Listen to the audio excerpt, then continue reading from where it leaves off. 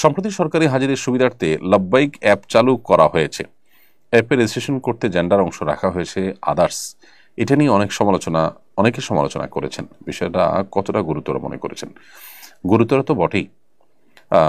তবে আনন্দের বিষয়, আলহামদুলিল্লাহ, বিষয়ে মাননীয় ধর্ম উপদেষ্টা মহোদয়ের দৃষ্টি আকর্ষণ করা হলে তিনি এটাতে আদার্স এই ঘরটি তুলে দিয়েছেন, যার কারণে এখন অ্যাপ রেজিস্ট্রেশন করতে গেলে আর এটা থাকছে না। সাথে সাথে তারা অ্যাকশন নিয়েছেন, সেজন্য সংশ্লিষ্ট সবাই ধন্যবাদ পেতেই পারেন।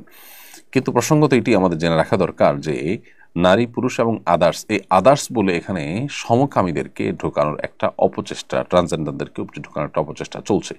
এটা বাংলাদেশের একেবারে প্রথম সারির এনজিও, তারা সরকারের বিশেষ করে বিসিএস ক্যাডার অফিসারদেরকে ট্রেনিং করানোর কাজ দীর্ঘদিন থেকে আঞ্জাম দিয়েছে।